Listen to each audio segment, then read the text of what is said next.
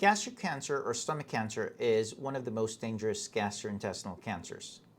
Not because it's the most aggressive, but because it's often diagnosed late. In this video, we'll cover who's at risk, how gastric cancer presents, how it's worked up in stage, treatment based on the NCCN guidelines, and what surgery involves, and what it looks like after treatment. Globally, gastric cancer is one of the most common cancers, but in the US, it's relatively uncommon. Higher population risk include people from East Asia, Eastern Europe, and South America. Older adults, typically over age 60, and men more than women. The major risk factors include H. pylori infection, which is the strongest risk factor, chronic gastritis or intestinal metaplasia, smoking, high salt or smoked foods in the diet, prior partial gastrectomy, and a family history and hereditary syndromes like CDH1 mutation. What are the signs and symptoms? Early gastric cancer is often asymptomatic. When symptoms do appear, they include early satiety, unintentional weight loss, epigastric pain, nausea or vomiting, iron deficiency anemia, and GI bleeding or melena. Advanced disease may present with trouble swallowing or dysphagia, a palpable mass, or even ascites. Almost 98% of people watching this aren't subscribed.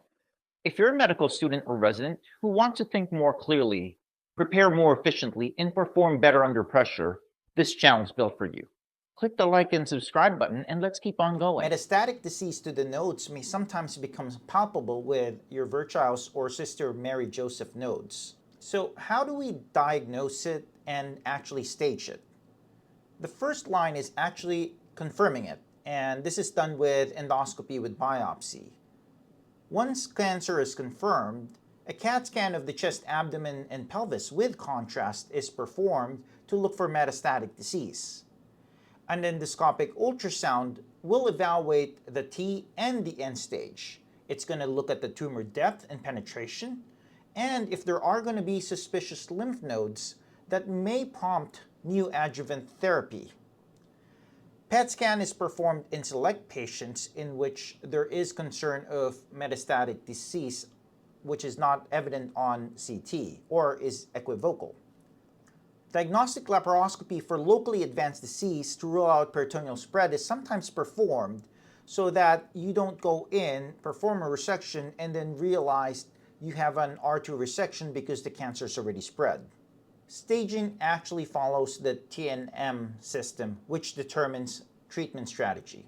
So following the NCCN guidelines for treatment depends on the stage and location of the tumor.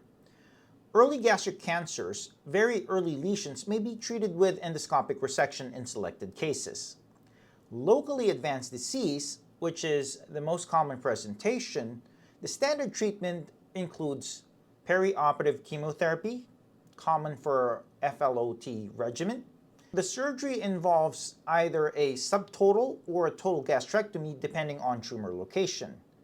The lymphadenectomy requires a D2 lymph node resection, which removes the perigastric nodes and the nodes around the celiac plexus. This requires at least 15 nodes. And after the resection in lymphadenectomy is completed, then a Roux-en-Y reconstruction or a gastrojejunectomy for a subtotal may be performed.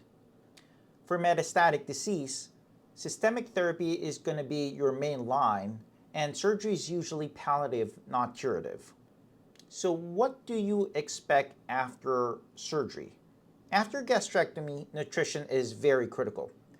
Patients can expect smaller and more frequent meals, risk of dumping syndrome, vitamin deficiencies, especially B12, iron, calcium, and vitamin D. And so long-term supplementation and dietitian support is important. Weight loss is common but manageable with guidance. So with a big surgery, there's a lot of complications that can occur.